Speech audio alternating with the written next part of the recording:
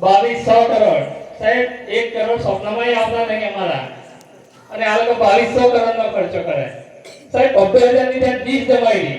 તમે વિચાર કરો કે ભાઈ અહીં જ્યારે અમે 2000 માં આખો મહિનો પૂરો કરી નાખતા હોય અને ત્યાં તમે 2000 ની 20 જમો, એટલે ખરેખર અમારા ખેત મજૂરો પર તો આમ મજાક જેવું તમે કામ કરો છો. વાત સાચી ને કે ભાઈ તમે તો અમને મજાક બનાવી નાખ્યા છે.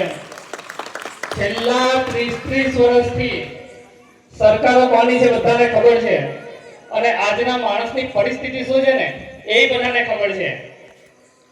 કિસાનની વાત આવતી હોય, ખેડૂતની વાત આવતી હોય તો આપણને બધાને ખબર છે કે ભાઈ આજથી 10 વર્ષ પહેલા, 12 વર્ષ પહેલા ડીએપી ખાતરની થેલી 500-700 રૂપિયા મળતી હતી, અને આજે એ ડીએપી નો ભાવ 1500-1700 રૂપિયા થઈ ગયો.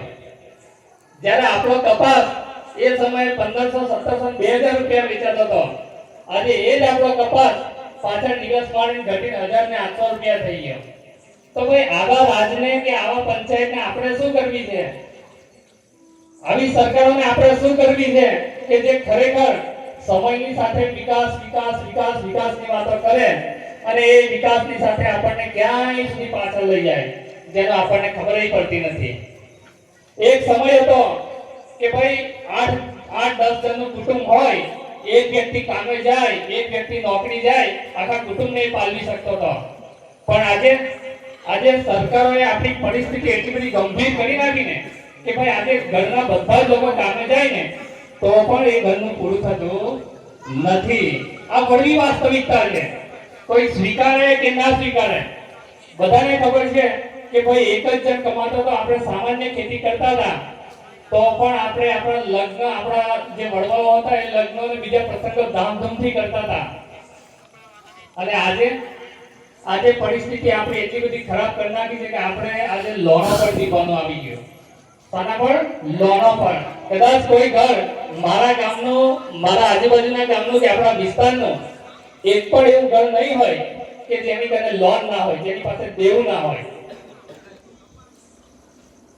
વાત સાચી કે નહીં? આજે દરેક ઘર લોન પર જીવે છે કે નહીં? કોઈને મોબાઈલની લોન હોય, કોઈને ગાડીની લોન હોય, કોઈને સોફા સેટની લોન હોય, કોઈને મકાનની લોન હોય. તો ભાઈ એક સમય એવો હતો કે વગર લોને અમે આરામથી જીવતા હતા. અમારા બાપ દાદાઓ સરસ આયોજનો કરતા હતા, ધામધૂમથી લગ્નો કરતા હતા, અને આજે અમારે લોન લેવી પડે. અને લોન લીધા પછી એ લોન ચૂકવવા માટે તમારે ફરજિયાત કામે જવું પડે, ફરજિયાત મજૂરીએ જવું પડે. જો તમે થોડાક દિવસ મજૂરીએ નહીં જાઓ તો કદાચ તમારે એકબીજાને પૈસા માંગવા પડશે કે ભાઈ લાઈને મારે લોન ભરવાની છે, કાલે થોડાક મને પૈસા આપને, હું તને 2-4 દિવસ પછી આપી દઈશ. અને સામે વાળો કે ભાઈ મારે તો કાલે જ ભરવાના છે, તારા આજે છે તો મારે કાલે જ છે, એટલે ને મેં તારી ઘર લેવા આવવાનો હતો પણ હવે તું જ મારી ઘર માંગે છે એટલે શું કરીએ? આ પરિસ્થિતિ છે કે નહીં? એટલે આપણા સરકારોને એટલી વિનંતી કરીએ છીએ કે ભાઈ અમે તો કલ્પના નથી કરી, અમે તો વિકાસને વોટ આપતા હતા.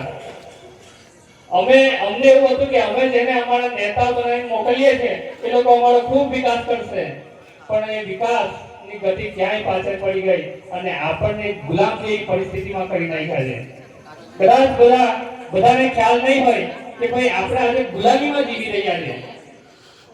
અને જો કોઈ કહે કે ભાઈ કઈ રીતે, તો હું તમને કહું કે અત્યારે તમે કોઈ નેતા કે કોઈ સરકાર વિશે જરા ખુલ્લીને શબ્દ તો બોલી જવો, બીજા દિવસ તમારા પર એફઆઈઆર થાય કે નહીં જોઈ લેજો. થાય છે ને પરિસ્થિતિ? એટલે આ સરકારે આજના વ્યક્તિઓને ગુલામ જેવા બનાવી નાખ્યા છે કે ભાઈ તમે કઈ પણ બોલ્યા તો તમારા પર એફઆઈઆર, કેસ, આ તે, અને લોનો લઈ બસ તમે ખેત મજૂર અને મજૂરી કરો અને સરકારને ટેક્સ આપો, પણ એ ટેક્સમાંથી આપણો હિસ્સો 1 રૂપિયાનો નહીં. મતલબ આપણે આવી ઘણી બધી વાતો કરીએ છીએ, ઘણું બધું જોઈએ છીએ, અને વાત કરવા જઈએ આ બધી તો આખી રાત નીકળી જાય. પણ આપણને ખબર છે કે ભાઈ આટલી બધી આશા અને જ્યારે પાણી ફરી વળતું હોય આપણે સદંતર નિરાશ થઈ જતા હોય, અને એ નિરાશાની વચ્ચે એક આશાનું કિરણ જો જાગે તો આપણને એવું લાગે કે ના, હવે કંઈક મારો ઉદ્ધાર થશે, હવે કંઈક મારી પરિસ્થિતિ બદલાશે. અને એ પરિસ્થિતિ બદલી શકે એવી એક વ્યક્તિ તરફ આપણે આશા અને મીટ બાંધીને બેઠા છે. હું કોની વાત કરવા જઈ રહ્યો છું ખ્યાલ આવ્યો ને? ભાઈ એક ચૈતરભાઈ વસાવા એવા છે કે જ્યારે અડધી રાતે પણ તમે એને બોલાવો ને તો આપણા ગામ માટે કે એક સ્થાનિક વ્યક્તિ માટે પણ આવીને ઉભા રહે છે. જ્યારે કદાચ કોઈ પરિસ્થિતિ બને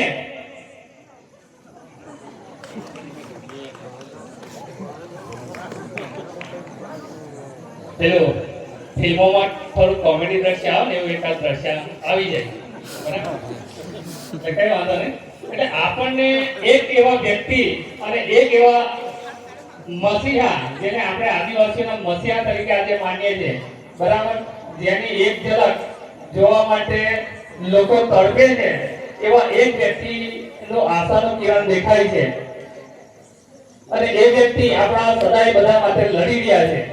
આપણને બધાને ખબર છે કે જ્યારે જ્યારે કોઈ નેતા પાસે આપણે કોઈ મુશ્કેલી લઈને જઈએ ને એટલે તમે કદાચ ના જતા હોય તો જજો બરાબર, અનુભવ કરવા જજો અને એને કહેજો ભાઈ જરાક આ કામ છે બરાબર, થોડું આટલી મદદ કરી દેજે ને એવું કોઈ નેતાને કહેજો. અને તમે એક કામ કીધું અને એવું કહે કે ભાઈ હાલો આપણે બપોરે મળીએ, બપોરે તારું કામ કરજો. ભાઈ તમે એને ફોન કરી થાકો તો એ નેતા તમારો ફોન નહીં રિસીવ કરે. હું કામ કે ભાઈ કામ કરવું પડશે મારે હાલ. તમે એને કદાચ એના ઘેર પહોંચી ગયા એવું કીધું કે ભાઈ જરાક આટલું કામ છે પતાવી દેજો ને, એટલે પેલો કહેશે કે હા થોડીક વાર અથવા કાલે આવો ને આપણે કાલે તારું કામ પતાવી નાખીએ. પણ એ જ નેતા જ્યારે ઇલેક્શન આવે ને તો તમે ખેતરમાં દાંતરડું લઈને કામ કરતા હશે ને તો ત્યાંય તમને મળવા આવશે અને ત્યાંય બેઠો બેઠો વાત કરશે કે ભાઈ હું તો તારા કામ માટે બેઠો જ છું, હું તૈયાર છું બરાબર, અડધી રાતે આવજે. પણ જ્યારે કામ લઈને જઈએ તો બીજા દિવસનો વાયદો કરે છે. એટલે આવા નેતાઓની હવે આપણે જરૂર નથી બરાબર.